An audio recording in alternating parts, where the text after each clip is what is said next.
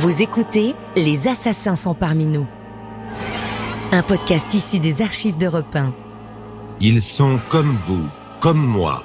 Ils paient leurs impôts, s'effacent devant les dames, aident les aveugles à traverser la rue, jouent avec les petits-enfants. Et puis un jour, ils tuent. Les assassins sont parmi nous. Ce qui est effrayant dans un crime, c'est sa banalité, son aspect quotidien. À longueur de reportages, d'enquêtes de police ou des plaidoiries au tribunal, on s'ingénie à nous en éclairer, sans qu'il reste une ombre, tous les aspects, à nous en donner une explication compréhensible, logique. Au fond, c'est démontrer combien les assassins et leurs actes nous sont accessibles. Donc à quel point nous leur ressemblons. Et c'est cela qui fait peur. Aussi, c'est presque un soulagement lorsque l'on rencontre un cas dans lequel jamais on expliquera vraiment tout. Lorsqu'on a l'impression que quelque chose de plus est intervenu, quelque chose d'exceptionnel dont ni vous ni moi ne pourrions être responsables. Quelque chose qui vient peut-être d'ailleurs et qui défie la raison. Mais c'est à cause de lui, je vous dis. Il traîne la poisse derrière lui. Mais c'est encore pire, c'est lui qui l'a fait, il nous déteste.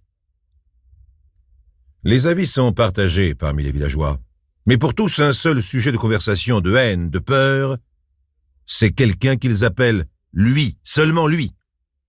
Et tout le monde sait de qui on parle. Mais c'est lui, c'est sûr que c'est lui. Et avec ça, va donc savoir si les assurances vont nous rembourser. Oh, ça m'étonnerait. Ils trouveront bien le moyen de dire que c'est de notre faute. Un manque d'hygiène ou quelque chose.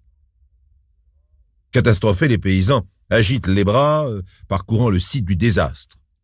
Ici, un mouton, là, deux autres, couchés sur le flanc, et bel et bien morts, les ventres gonflés, les yeux révulsés, les pattes raides. Toutes sortes de signes qui ne ressemblent à rien de ce qu'on a déjà vu par ici. Et pourtant, on connaît bien les bêtes. L'odeur aussi est nouvelle. Une odeur pestilentielle, difficile à supporter. Quelqu'un risque une hypothèse. On dirait que ça sent... on dirait que ça sent comme... Il hésite un instant devant le mot que tous ont sur les lèvres et redoutent pourtant. On dirait que ça sent comme du soufre. Ah, ça y est, le mot est lâché. Aussitôt, celui qui a pris ce risque se sent fusillé du regard par les autres. Bah oui, quoi. Qu'est-ce que j'ai dit? C'est la vérité. J'ai pas dit que ça sentait vraiment, j'ai dit que ça sent comme. Il n'ose plus prononcer le mot. Il quête une approbation, mais les autres se détournent. Il faut dire que même en plein XXe siècle, même avec les radios qui apportent dans les cuisines la voix de M. Pompidou, en direct d'une capitale qu'on imagine mal, même si bientôt, à ce qu'il paraît, on pourra aussi recevoir la télévision jusque dans cette vallée perdue, même au milieu de ce monde qui bouge, le mot « souffre » reste encore attaché à des évocations terribles, effrayantes, contre lesquelles la technique ressemble à un jeu désespéré, dérisoire et impuissant. Alors on s'affaire, on récrimine. C'est un scandale, ça ne peut plus durer, une honte, faut porter plainte. Ah, tu parles? Il n'y a pas de preuve contre lui, il est bien trop malin. Encore un silence brutal, encore un mot malheureux, un mot à chasser, malin. Même sous forme d'adjectif, il fait peur. Plus haut, bien plus haut, dans les alpages, quelqu'un d'autre observe le spectacle pensivement, assis à l'abri de gros rochers. Une silhouette dont on se demande si elle peut vraiment exister. Oui, une silhouette, comme on n'en voit plus que dans les films publicitaires pour la laine du Nord ou le fromage de campagne. Un homme grand et rude, chaussé de brodequins, vêtu d'habits au tissu épais, fait pour durer. Un manteau en toile de bâche, ample, renforcé aux épaules d'un large Macfarlane décoloré par trop de pluie et de soleil. Sous les bords tombants du chapeau, un visage barbu d'une grande noblesse, des yeux d'un gris... Enfin bref, un personnage incroyablement différent de ceux qu'il regarde s'agiter en bas. Apparemment, il existe vraiment un être comme celui-là ailleurs que dans les livres d'images. Il semble en harmonie si totale avec la nature que de loin, il est impossible de le différencier d'avec le rocher où il s'adosse. Mais le voici, cet homme rocher qui bouge, qui se lève, et dans la même seconde, un autre morceau de pierre bouge avec lui. Il y avait un autre être vivant si parfaitement immobile que nous ne l'avions pas vu. Un chien gris et beige, au poil raide, haut sur pattes comme son maître et qui se range contre la jambe de l'homme. Ensemble, ils respirent le vent, et ensemble, ils partent d'un mouvement souple et coulé. Eux qui étaient rochers la seconde d'avant, les voilà devenus fluides, comme l'air qui passe. Oh, lui, on ne l'aime pas dans le hameau, d'abord parce qu'il est étranger. Il s'appelle Kovac ou quelque chose comme ça. Il roule les airs et ils viennent quelque part vers la Hongrie. Mais enfin, des étrangers, on en a déjà vu d'autres par ici, des Italiens et même un Arabe. On ne leur a jamais sauté au cou, bien sûr, mais on ne les a jamais détestés comme celui-là. Ça a commencé à la mort du vieux Courbassol, Onésime Courbassol, le Nésime, comme on l'appelait. Sa ferme, c'était la plus haute, et ses terrains les plus pentus. C'était lui, le Nésime, qui avait engagé le métèque. Ah, ça lui avait coûté de se résoudre à embaucher un ouvrier, pas seulement en argent, mais pour le moral. Ça voulait dire qu'il devenait vraiment vieux. Mais il s'est vite félicité de son choix. Le métèque travaillait bien, en silence, abattait de l'ouvrage pour 4. En plus, vu que ses papiers n'étaient pas en règle, il se contentait des gages que le Nésime offrait et, connaissant le vieux, ça ne devait pas faire lourd. La plupart du temps, le valet restait là-haut à la ferme, et quand il descendait, tout ce qu'on lui demandait, c'était de ne pas regarder les filles et les femmes, ou plutôt de ne pas répondre aux regards qu'elles lui lançaient, parce qu'il était plutôt bien fait, le bougre. Mais il passait son chemin. Il entrait à l'épicerie, prenait sur les rayons ce dont le Nésime avait besoin, et il repartait. On avait beau le surveiller, rien de ce qui portait jupon ne pouvait se vanter d'avoir eu droit à la moindre attention de son œil gris. Peut-être parce qu'il tenait à garder son emploi, ou peut-être que ces choses-là ne l'intéressaient pas. Le vieux Nésime était content, il travaillait toujours, mais il avait l'air de rajeunir. Comme on lui en faisait compliment, il confia un jour « C'est mon commis, il connaît les plantes. Il les cueille lui-même dans la montagne et il prépare des tisanes qui m'enlèvent les années. Et puis aussi des remèdes et des emplantes pour les bêtes. Ah, il a ça dans la peau. C'est de famille, il paraît. Mais il a aussi toutes sortes de vieux bouquins, même en latin. Et il lit ça couramment le soir. C'est un type bien. » Et puis le vieux Nésime était mort. Son tracteur s'était retourné sur lui et l'avait écrasé. Le docteur était monté du village d'en dessous pour l'occasion, et, comme il avait entendu des murmures de suspicion, il avait cru bon de rassurer les curieux sur le seuil. C'est le tracteur.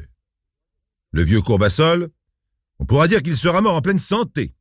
Étonnant même pour un homme de 76 ans. Du coup, les murmures avaient cessé, et les supputations avaient commencé. Qui serait le mieux placé? Qui ferait la meilleure offre pour la ferme du vieux? Car nul doute qu'elle serait à vendre bientôt. Le Nésime avait 2 enfants qui avaient réussi loin de la terre. Le fils était devenu chef d'atelier dans un garage à Toulouse et la fille avait épousé un maître d'école à Carpentras. Aucun des deux ne reprendrait la suite. Déjà dans le hameau, des alliances se créent et on passait des accords autour d'un verre de vin pour se partager la ferme. Et la bombe avait éclaté chez le notaire. Le vieux Courbassol exigeait que la ferme ne soit pas morcelée. Il la léguait à ses 2 enfants ensemble. Interdiction leur était faite de vendre avant 10 années. Ils en auraient les revenus, tandis que, appointé à un juste salaire, M. Kovac, maintenant en règle avec ses papiers, assurerait la bonne marche de l'exploitation. Et c'est ainsi que l'on a pris le nom du métèque, Kovac. Mais jamais on ne l'appela ainsi, on commença à dire « lui », avec les dents serrées de rage. Probable qu'il avait embobiné le vieux Nésime, et peut-être même fait boire on ne sait quel bouillon d'11 pour lui faire signer des papiers. Et nul ne pouvait plus rien. Il aurait fallu que les enfants Courbassol entreprennent une action, mais ils étaient bien contents comme ça. Chaque mois, un peu d'argent leur rentrait en poche et ils restaient propriétaires d'une ferme qui prenait de la valeur d'année en année. Grâce à lui. Ah, lui. En a-t-il reçu sans le savoir des malédictions silencieuses? Enfin, sans le savoir, ce n'est pas sûr. Il avait l'air de savoir exactement ce qu'on pensait de lui et de tout le reste, rien qu'en posant dans vos yeux son fichu regard gris. Alors on détournait vite la tête pour qu'il n'y entre pas tout à fait. Et puis les bêtes ont commencé à crever, ici et là. Et le vétérinaire n'y comprenait rien. Mais les villageois, eux, ils avaient leur idée. Ce n'étaient pas n'importe quels animaux qui mouraient. Les propriétaires visés, oui, visés, c'est certain. Avais-tu contre lui un mot, un geste, un juron? Il semblait que tout avait été enregistré par lui et que ses morts dans le cheptel étaient sa réponse sournoise. On remit au jour les confidences de Nésime sur les plantes, sur les livres en latin. On se souvint alors avoir vu la silhouette en cape et chapeau se profiler sur le ciel de l'alpage bien après la tombée du jour. Alors commença la sourde montée de la haine, de l'incompréhension, de la vengeance. Il fallait qu'il paye pour tout ça. Et dans cette vallée de France, tandis que la télévision retransmet les images du premier homme sur la Lune, voici que s'engage une lutte comme aux plus obscures heures du Moyen-Âge. Une lutte de sorciers. Les assassins sont parmi nous. Un podcast européen. Maintenant que nous avons laissé un peu parler, disons le sentiment pour mieux pénétrer les atmosphères, les caractères, pour approcher de plus près les personnages qui vont s'affronter, maintenant il va falloir se fier à ce qui a été écrit, enregistré, pour tenter d'y voir clair sur une affaire moyenâgeuse qui s'est déroulée dans ce coin de France à l'heure où d'autres hommes mettaient le pied sur la Lune. Nous disposons donc d'interrogatoires de police, d'interviews recueillies par des journalistes et du témoignage de la jeune Marie-Jeanne Charroux qui fut au centre de l'affaire. La police. Que lui a-t-on avoué pour ne pas avoir l'air de se taire et que lui a-t-on caché pour éviter les histoires? Et les journalistes? Que leur a-t-on raconté de vrai pour les satisfaire? Que leur a-t-on inventé pour un peu d'argent? Et Marie-Jeanne Charroux, elle était là au dénouement, mais a-t-elle bien vu, bien compris ce qui s'est passé? Et puis, elle était amoureuse de lui, c'est certain. Amoureuse, oui, et c'est même cela qui a déclenché le drame. Mais n'anticipons pas. L'enquête de police a établi que les villageois ont décidé de monter une action occulte. Eux prétendent qu'ils n'ont fait que répondre aux manœuvres de l'étranger qui tuait les bêtes par des moyens cachés qui ne laissaient aucune trace. Quoi qu'il en soit, les villageois se sont bien gardés de prévenir la gendarmerie des nouvelles morts suspectes dans le bétail et ont cherché un plan d'action. C'est alors que 3 vieilles femmes signalèrent timidement que, elles aussi depuis toujours, pratiquaient des rites pas très catholiques. Elles perpétuaient les traditions ancestrales, mais n'avaient jamais osé en parler aux plus jeunes. Pour les jeunes, disaient-elles, le progrès a tué tout ça. On les rassura sur ce point, et on les pressa de dire en quoi consistait tout ça. Elles murmurèrent qu'elles se réunissaient dans une grange au moment des naissances, des morts, des maladies, et aussi lorsqu'il ne pleuvait pas assez ou que la moisissure se mettait dans le grain. Les 3 vieilles montrèrent sous une bille de bois dans la grange une boîte à biscuits en métal contenant leur arsenal. Il y avait là, tenez-vous bien, des chandelles noires, faites de la cire des cierges dérobés à l'église et de suie grattées dans la cheminée de la maison d'un mort. Il y avait de longues aiguilles, des boules de poils d'un aspect assez repoussant. « Eh ben, allez-y avec votre attirail. Voyez ce que vous pouvez faire contre lui. » Les vieilles avouèrent qu'elles avaient déjà essayé après l'histoire du bétail, mais que cela n'avait pas marché. Sa magie à lui devait être plus puissante. Il faudrait aller plus loin, mais jamais elle n'avait osé. « Eh ben, faut oser. Il nous veut du mal, et il sait qu'on va se défendre. C'est lui ou nous ?» Alors les vieilles demandèrent à être laissées seules. Elles dirent aussi que pour aller plus loin, elles avaient besoin de poulets. Oui, des poulets, ou plus exactement de cœurs de poulets qu'il fallait extraire vivants. On leur apporta des poulets, et on se dépêcha de refermer la porte de la grange. Vous voyez, chers amis, que je me montre très circonspect sur ces péripéties, et que je me garde bien d'imaginer au-delà de ce que plusieurs personnes ont vu. Mais la première chose curieuse, appelons cela une coïncidence si vous préférez, c'est qu'il semble bien que Kovac ait ressenti l'atteinte de cette première attaque. En effet, selon les confidences qu'il fit à Marie-Jeanne Charroux, il dut se coucher plusieurs jours, grelottant de fièvre, peu après que les vieilles aient piqué des aiguilles dans des cœurs de poulet encore pantelants. Je vous répète que je m'en tiens à ce qui a été écrit, notamment les dates, et là les dates concordent. Toujours selon Marie-Jeanne, Kovac se soigna avec des plantes et contre-attaqua. Mais on ne sait pas par quel moyen. Dans la semaine suivante, une charrette se renversa sur la jambe d'une fermière d'en bas. Un garçonnet, petit-fils de l'une des 3 vieilles, fit une chute de vélo assez grave. Coïncidence toujours si vous voulez, mais les dates correspondent toujours. Le drame éclata à cause de Marie-Jeanne. Elle avait 17 ans, pas tout à fait, et une nuit son père, Joseph Charroux, entendit pleurer dans la chambre de sa fille. Elle se tordait sans raison sur son lit, mordant son oreiller et sanglotant qu'elle voulait mourir. Le père Charroux Ce quoi tentait si bien sa fille qu'elle retrouva ses esprits et finit par avouer qu'elle aimait Kovac, et qu'elle le voyait en cachette depuis plus d'1 an. Elle n'avait pas tout à fait 17 ans, le coup était rude. Entre parenthèses, cette nuit-là, les vieilles avaient entrepris une séance pour agir contre leur ennemi et, disait-elle, semer le désespoir sur tout ce qu'il aimait. La jeune fille l'avait-elle appris? Cette crise nerveuse n'était-elle que de l'autosuggestion? Admettons-le. Mais alors, que dire du fait qu'au matin, Kovac retrouva son chien, l'autre être qu'il aimait, mort dans un ravin égorgé et lacéré de griffes? Eh bien, on peut dire que dans nos montagnes courent encore des lynx ou de dangereux chats sauvages, c'est vrai, et que celui-là n'a pas choisi cette nuit-là plutôt qu'une autre pour tuer un chien errant sur son territoire, c'est vrai aussi. Admettons encore la coïncidence. Au matin, le père Charroux enferme sa fille dans sa chambre après lui avoir administré la volée de coups de ceinture que méritait son inconduite, et il crie à travers la porte « Tu vas voir ce qu'on va lui faire à ton amoureux. Je vais chercher les hommes et tu vas voir !» Charroux bat le rappel dans les maisons, raconte le scandale. Cette fois, on sort les fusils et on va rechercher Marie-Jeanne pour qu'elle assiste au châtiment de son séducteur. Mais la jeune fille s'est sauvée par la fenêtre. Les hommes montent en grondant vers l'alpage, tandis que les 3 vieilles, alertées, courent vers leur grange en entraînant un mouton vivant. À partir de là, je serai encore plus concis pour rester aussi près que possible de ce qui est raisonnable. Marie-Jeanne monte à la cabane d'été du berger. Elle trouve Kovac en train d'enterrer son chien. « Vite, mon père, les autres, ils sont au courant, ils arrivent derrière moi, ils ont des fusils !» L'étranger lâche sa pelle, prend un sac dans la cabane et entraîne Marie-Jeanne plus haut dans la montagne. Il y a là-haut une très vieille galerie de mine qui lui sert parfois de refuge et où il devrait être en sécurité.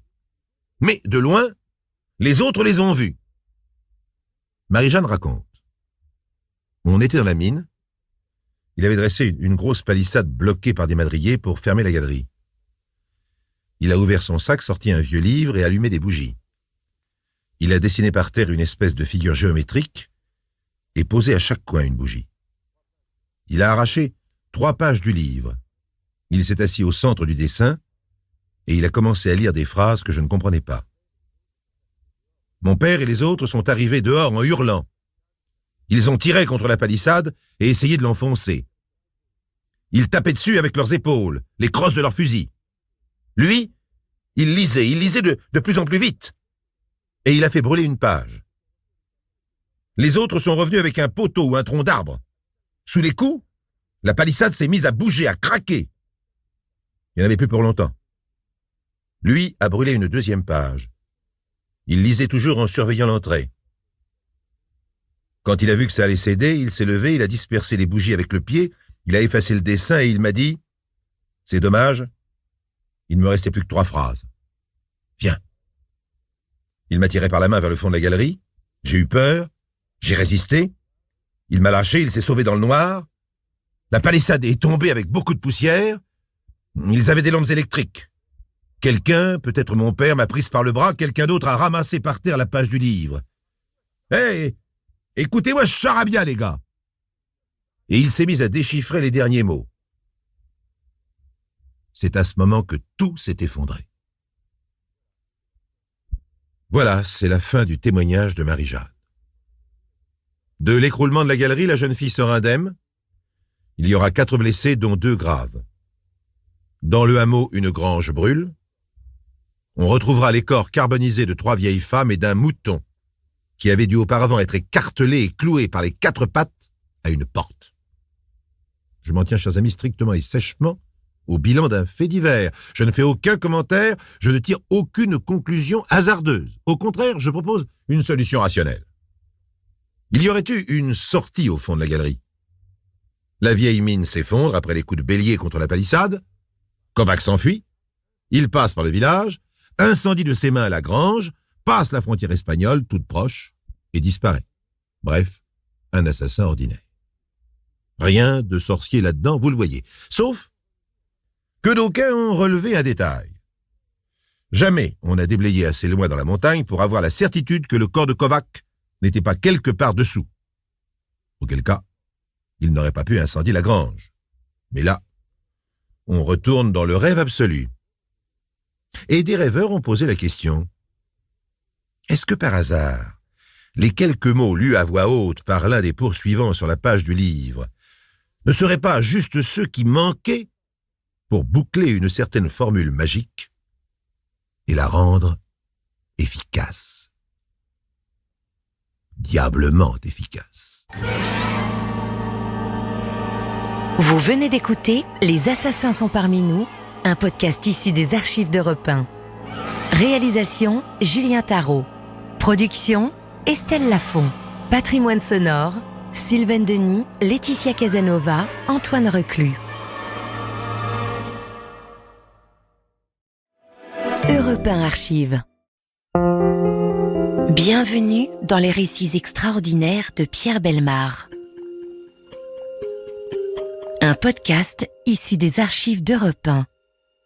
Nous aimons et nous apprécions, nous Français, l'humour anglais, c'est bien connu, depuis les célèbres carnets du Major Thompson. En réalité, ce que nous appelons, nous, l'humour anglais, se trouve être tout simplement le naturel anglais. Et ce qui nous fait sourire dans le comportement anglais ne ferait jamais sourire un Anglais lui-même. Il trouve ça normal. Par définition, un Anglais est honorable, distingué, imperturbable et capable d'affronter les pires situations dramatiques ou ridicules avec le même flegme, le même melon, le même parapluie, le même imperméable. Tout cela anglais, bien entendu. Alors, permettez-moi aujourd'hui de vous présenter l'honorable William Wallace de Liverpool, grande vedette de l'histoire du crime, qui accomplit dans les années 30 un exploit remarquable, celui d'entrer dans les dossiers extraordinaires dignement et d'en ressortir tout aussi dignement.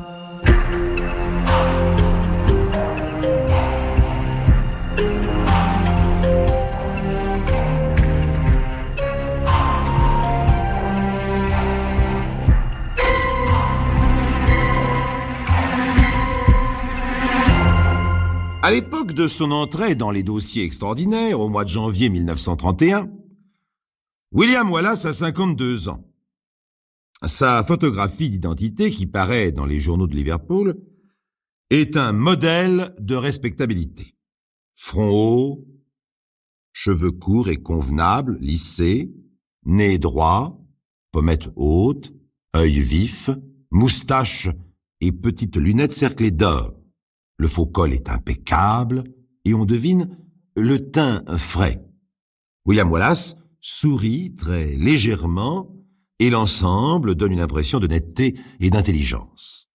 On comprend parfaitement que le crime dont on l'accusa soit resté dans les annales britanniques comme un exemple irritant de puzzle parfait, de partie d'échecs interminable. D'ailleurs, William Wallace est un joueur d'échecs assidu. Il est membre du club d'échecs central de Liverpool, où tout le monde le connaît, l'apprécie. Il s'y rend régulièrement 2 fois par semaine vers 7 heures du soir pour y passer la soirée entre hommes, en bon anglais. Ces soirs-là, il abandonne au logis son épouse Julia, qu'il a épousée voici 18 ans. C'est une épouse irréprochable, Julia.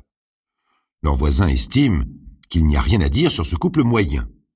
Ils habitent depuis toujours le même pavillon moyen, avec un petit jardin, avec un arbre au milieu. Ils ont des revenus moyens, jouissent de la considération générale. Miss Wallace ne travaille pas, elle coud, elle brode des rideaux, confectionne des muffins et des scones pour le thé de 5 heures, et réussit convenablement le pudding et la dinde de Noël que lui demander de plus. Ils n'ont pas d'enfants, pas de chats, pas de chiens, pas de débordement de tendresse inconsidéré, en quelque sorte.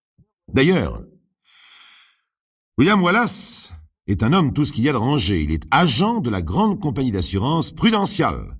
Tous les matins, il se rend à son bureau à 9 heures, vêtu d'un imperméable, quel que soit le temps, on ne sait jamais. Il en sort à 16 heures, attend sagement son autobus en lisant son journal et regagne son domicile. Régulièrement, il inspecte son petit jardin jusqu'à l'heure où la voix de Miss Wallace l'appelle par la fenêtre de la cuisine. « William, prendrez-vous du thé ?»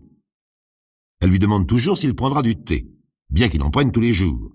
Mais la vie est ainsi faite de petites habitudes, et si ces petites habitudes agacent Mr. Wallace, il a le bon goût de n'en rien laisser paraître. Donc, rien ne laissait prévoir que ce tableau allait se lézarder, rien, de l'extérieur en tout cas. Seul William Wallace peut-être l'avait-il prévu. Mais en cela, comme pour le reste, il eut, si c'est le cas, le bon goût de n'en rien laisser paraître. Maintenant que vous connaissez l'aspect de la situation, il me reste un seul détail à vous préciser avant d'entrer dans le vif du sujet. Le physique de Miss Julia Wallace. Je ne peux pas dire qu'elle soit laide. Je ne peux pas dire qu'elle soit jolie non plus. Disons qu'elle est convenable, sans reproche. La bouche est peut-être un peu mince et le sourire un peu guindé, mais à coup sûr, c'est une femme et une épouse tout à fait bien, tout à fait bien. L'affaire commence 24 heures avant le drame. Le lundi 19 janvier 1931, un peu après 7 heures du soir, le téléphone sonne au club d'échecs central de Liverpool. Le président du club, qui sirote un whisky avant d'entamer sa première partie d'échecs, décroche, écoute, et demande à la cantonade « Voilà, c'est-il arrivé, gentlemen ?» La cantonade répond « Pas encore, mais il ne va pas tarder. » Le président répète au téléphone, mais son interlocuteur enchaîne. « Ça ne fait rien. Voulez-vous prendre un message pour lui? Dites-lui de venir me voir demain soir à 19h30 pour parler affaires. Mon nom est Caltrou. Qu'il vienne me voir chez moi. 25, Menlo, Garden, East. » Le président prend note du message et raccroche. Un peu plus tard, William Wallace arrive à son club, secoue son imperméable, accroche soigneusement son parapluie dans le hall et serre quelques mains. Le président lui transmet le message. Et Wallace s'étonne. Quel nom, dites-vous? Caltrou. R.M. Caltrou. Il a bien précisé son adresse, 25 Menlo Garden East. C'est bien ce qu'il a dit. Mais je ne connais personne de ce nom, c'est curieux. Et je ne connais pas l'adresse non plus. Quelqu'un sait-il où ça se trouve? Non, personne ne savait. Et Wallace conclut philosophiquement, ça ne fait rien, je me renseignerai sur place. Et il entame tranquillement sa partie d'échecs. Donc, notez bien ceci, chers amis, nous sommes le lundi 19 janvier 1931. William Wallace a rendez-vous le lendemain soir à 19h30 chez un homme qu'il semble ne pas connaître, à une adresse qu'il ne connaît pas non plus, mais il a dit qu'il s'y rendrait. Le lendemain, le 20 janvier, Wallace rentre chez lui vers 6 heures du soir. À 6h30 environ, un jeune garçon laitier frappe à la porte. Julia vient lui ouvrir, prend la bouteille de lait, paie et referme la porte. Attention, il est 6h30 et vous avez vu Julia Wallace prendre sa bouteille de lait. À 7h, une demi-heure après, William Wallace, son mari, roule dans le tramway en direction de Menlove Avenue. Il arrive peu après et se met en quête de l'adresse où il doit se rendre. Il cherche longtemps. On lui indique des Menlove Sud, des Menlove Nord, des Menlove Ouest, mais nul ne sait où se trouve le Menlove Est, et encore moins le 25 Menlove Est. Et encore moins Mr. Caltrou, qui prétend y habiter. En réalité, il n'y a pas de Menlove East, et on ne trouvera jamais Mr. Caltrou. Étrange. Si c'est une farce, elle est de mauvais goût, car William Wallace cherche pendant 1 heure. Alors finalement, il abandonne ses recherches, et à 9h45 du soir, nous le retrouvons devant chez lui. Là aussi, chers amis, je vous demande un peu d'attention. La maison des Wallace est située dans une impasse, et le devant de la maison des Wallace fait face à l'arrière de la maison voisine. Mr. et Mrs. Johnson, les voisins, sortent par hasard, par leur porte de derrière, à 9h45. Ils aperçoivent par hasard, dans l'impasse, William Wallace, planté devant sa porte d'entrée, bras ballants. Mr. Johnson salue son voisin. « Bonsoir, Wallace. Vilain temps, n'est-ce pas? Bonsoir, Johnson. Vilain temps. C'est curieux. Je n'arrive pas à entrer chez moi, tout est fermé. Vous n'avez rien entendu d'inhabituel? Rien du tout, Mr. Wallace. Vous devriez essayer encore. » William se dirige alors vers la porte de derrière, en contournant la maison. Ses voisins le suivent, par courtoisie et aussi par curiosité. C'est anormal que Mr. Wallace ne puisse pas entrer chez lui. Mais la porte de derrière s'ouvre sans difficulté apparente. « Tiens, elle s'ouvre maintenant, dit Wallace en pénétrant dans la maison. Il n'a pas l'air inquiet, plus que de raison en tout cas, mais les voisins attendent. 1 ou 2 minutes se passent. Une lumière s'allume, puis Wallace ressort. Son visage est dans l'ombre. Impossible de savoir s'il est ému ou non. Car c'est dans son ton habituel qu'il s'adresse à ses voisins. « Venez voir. Elle a été tuée. »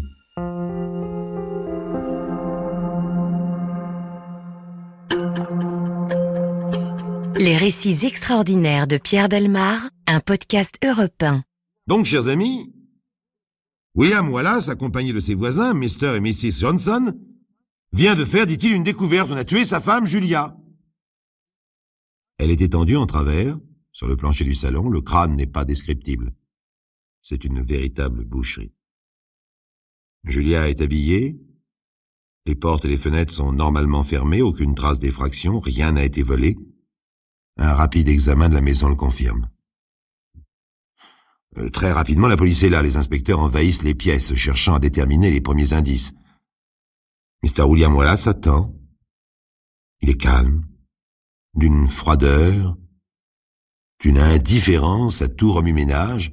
Même pour un Anglais dont la femme vient d'être assassinée, c'est beaucoup. À tel point que les voisins, les policiers, tout le monde le remarque. Oh, bien sûr, personne ne s'attendait à le voir s'évanouir, ou sauter par la fenêtre, ou crier, ou pleurer, non. Mais enfin, une certaine émotion discrète était fort bien comprise. Le calme de Mr. Wallace est impressionnant. Il convient toutefois de noter à sa décharge qu'un joueur d'échecs est rarement nerveux ou émotif. Or, William Wallace est un remarquable joueur d'échecs. Seulement les policiers ayant écarté l'hypothèse du vol, celle du crime de sadique, ayant vainement cherché d'autres empreintes que celles du couple dans la maison, durent se résoudre à interroger plus précisément l'époux de la victime. Il était évident que l'assassin de Julia avait déployé une rage et une haine hors du commun dans l'accomplissement de son acte. Quelqu'un détestait suffisamment cette femme pour la tuer avec une férocité particulière. Mais qui pouvait détester à ce point Julia Wallace, cette femme insignifiante qui depuis 18 ans épouse sans éclat d'un mari sans éclat, n'avait jamais élevé la voix au dire des voisins? Qui pouvait la détester? La première réponse qui venait à l'esprit, bien entendu, c'était son mari lui-même. La police anglaise, comme les autres d'ailleurs, a souvent découvert ce genre de haine mortelle entre époux. Une haine lente, sournoise, qui se fortifie avec les années, s'installe définitivement et peut aller jusqu'au crime.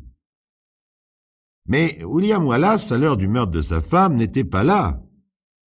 Il cherchait un certain Carl Drew au 25 Menlove Garden East. Carl Drew qui lui avait donné rendez-vous la veille par téléphone. Alors, il y avait une autre hypothèse possible. L'assassin avait voulu éloigner le mari en lui donnant un rendez-vous imaginaire à une adresse qui n'existait pas, de façon à le faire chercher longtemps et avoir le champ libre. Ou alors c'était Wallace lui-même qui avait téléphoné à son club pour se constituer un alibi avec témoin pour le lendemain.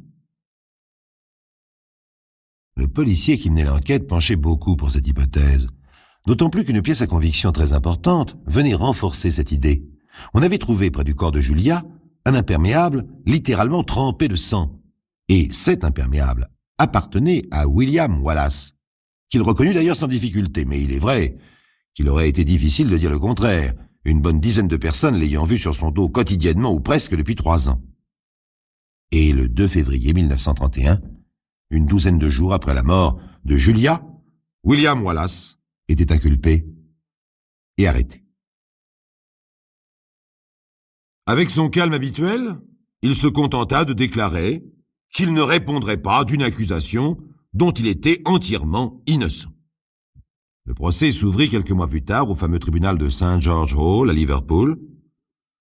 La cour d'assises du Lancashire était présidée par l'honorable juge White, de son prénom Justice, nom prédestiné s'il en fut, et deux ténors du baron anglais se partageaient l'accusation et la défense.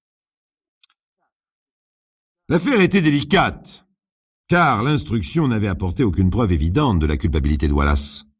Il n'y avait que des présomptions, mais des présomptions sérieuses tout de même. La première concernait le fameux coup de téléphone au club d'échecs vers 19h, la veille du meurtre. L'enquête avait établi que l'appel provenait d'une cabine publique. Chacun sait qu'il est habituellement impossible, dans ce cas-là, de localiser la cabine elle-même, à moins d'un hasard exceptionnel. Or, le hasard, encore lui, avait voulu que cette cabine eût un dérangement momentané et que ce dérangement soit signalé à une opératrice du central un peu avant 19h. L'opératrice était intervenue et avait gardé la cabine sous contrôle pendant plusieurs minutes. Cela permit aux policiers de découvrir qu'elle se trouvait à 350 mètres environ du domicile des Wallace. De plus, c'était la plus proche cabine de chez eux. Intéressant, non? La deuxième présomption, c'est que les enquêteurs avaient soigneusement reconstitué le trajet de Wallace de son domicile jusqu'à la fameuse adresse de Menlove Garden. Nous savons déjà que cette adresse n'existait pas non plus que l'anonyme Mr. Carltrow. Mais tel le petit poussé, Wallace semblait avoir semé son itinéraire de petits cailloux blancs et bien visibles. Il avait, paraît-il, insisté longuement auprès des personnes à qui il demandait sa direction, comme pour se faire remarquer, et notamment auprès d'un policeman dans Menlove Avenue qui se souvenait parfaitement de lui. Intéressant. La troisième présomption, c'était le curieux comportement de Wallace prétendant qu'il ne pouvait entrer chez lui alors que 2 minutes plus tard, devant ses voisins, il ouvrait sans difficulté la porte de derrière. Curieux. La quatrième présomption, c'était son flegme au moment de la découverte du corps de sa femme. Des Anglais soupçonnant un autre Anglais d'être trop flegmatique. Curieux. Enfin, il y avait la cinquième présomption, la plus importante aux yeux de l'accusation, l'imperméable sanglant qui appartenait à l'accusé. Au moment des premières constatations, les policiers qui avaient examiné William Wallace n'avaient pas relevé sur lui et son vêtement la moindre trace de sang. Il était net et impeccable, de la pointe de son faux col au bout de ses mocassins vernis. Mais me direz-vous, si c'est lui l'assassin, comment a-t-il fait pour ne pas se tacher même un tout petit peu, puisque l'imperméable l'était tellement? C'est une bonne question, que la défense exploita au maximum. Mais l'accusation, dirigée par l'imaginatif Lord Hermod, conseiller royal, avait une idée brillante sur la question. S'adressant au jury, l'éminent conseiller l'exposa ainsi. « Messieurs, c'est extrêmement simple. La reconstitution est facile. William Wallace est monté dans sa chambre après 18h30, heure où le garçon laitier a vu pour la dernière fois sa femme vivante. Là, il s'est entièrement déshabillé, complètement nu. Il a revêtu son imperméable, il est descendu au salon, il a tué sa femme et a retiré l'imperméable souillé. Puis, il est remonté dans sa chambre, toujours tout nu, s'est rhabillé et est sorti propre comme un sous-neuf pour prendre son tramway et faire semblant d'aller à son propre rendez-vous. Curieux, non? Après cette démonstration audacieuse, il restait à entendre le témoin principal cité par la défense en la personne du président du club d'échecs de Liverpool. Il avait pris la communication destinée à Wallace et entendu la voix de l'insaisissable Mr. Carltrow. Parfaitement sûr de lui, le président fit sa déposition. Cette voix n'était pas celle de William, j'en suis sûr. Je le connais depuis des années. Je le connais si bien que j'aurais reconnu sa voix même s'il l'avait déguisée, ce qui n'est pas le cas. Bien entendu, ce témoignage détruisait complètement le puzzle patiemment construit par l'enquête. Si Wallace n'était pas l'auteur du coup de téléphone, tout le reste s'écroulait et l'avantage revenait à la défense. En somme, pour l'avocat de Wallace, la partie semblait gagnée. 1. Si son client avait cherché obstinément cette adresse, c'est qu'il était obstiné et consciencieux, comme tout bon agent d'assurance. 2. Si son client n'avait pas manifesté d'émotion, c'est qu'il était d'un naturel discret et réservé comme tout bon Anglais. 3. La thèse de l'assassin nu sous l'imperméable faisait partie des rêveries romanesques de son éminent collègue. 4. Puisque Madame Wallace était vivante à 18h30 et Monsieur Wallace dans son tramway à 19h, cela lui donnait, compte tenu du trajet à pied, un maximum de 20 minutes pour tuer sa femme. Et la tuer, à ce point-là, en 20 minutes, déshabillage et rhabillage compris, était du domaine de l'utopie. Enfin, 5, on n'avait jamais retrouvé l'arme du crime. Match nul pour l'accusation et pour la défense, 5 partout. Ce que je viens de vous raconter en quelques minutes, chers amis, dura en réalité 4 jours pleins, durant lesquels chaque détail fut examiné à la loupe. Mais le soir du 4e jour, la balance penchait nettement dans l'esprit du public et des journalistes pour l'acquittement pur et simple. L'honorable Justice White, président de la cour d'assises, penchait lui aussi de ce côté-là lors de son exposé final destiné aux membres du jury. Habituellement en Angleterre, la coutume veut que le jury se conforme à l'opinion du président. D'autant plus que la loi anglaise, je vous le rappelle, oblige le jury à se prononcer pour ou contre la peine de mort sans le moindre doute. Pour l'accusé, c'est une sorte de tragique pile ou face, pendu ou acquitté. Il n'y a pas de moyen terme.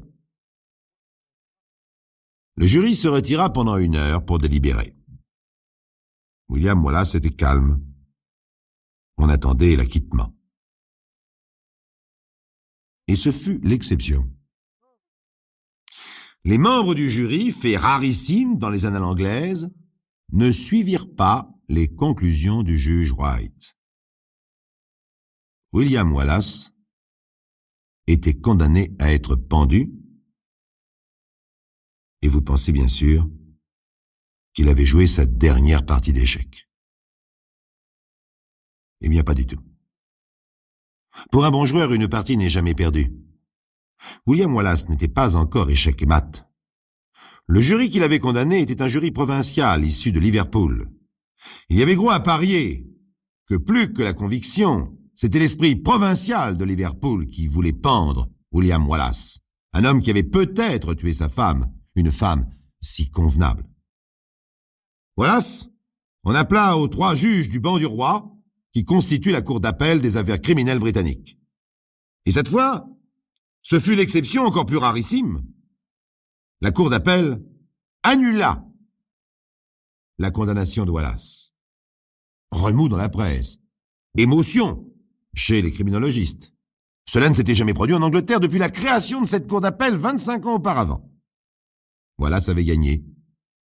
Il ne serait pas pendu. Il retrouverait sa liberté. Mais cela ne signifiait pas pour autant que la haute cour l'estimait innocent. Elle n'avait pas pu l'estimer coupable avec la certitude nécessaire. Et comme il n'y a pas de demi-mesure possible, William Wallace retrouva à Liverpool sa compagnie d'assurance qui dut le réemployer jusqu'à l'âge de la retraite, son melon, son parapluie et sa morosité glacée. La mort de sa femme ne lui rapporta rien, sinon une célébrité discutable. Elle n'avait pas de fortune, pas d'assurance vie, pas de bijoux. Rien qu'un mystère étonnant. William Wallace est mort 2 ans après avoir pris sa retraite à la campagne, silencieux et plus anglais moyen que jamais. Que savons-nous sur la vie privée des autres? Rien de plus que les voisins de William Wallace sur la sienne. S'il a hissé sa femme au point de la tuer, il a presque réussi le crime parfait. Si ce n'est pas lui, quelqu'un l'a peut-être réussi pour son compte. Sinon, bien sinon, il manque une pièce du puzzle. Cherchez-la.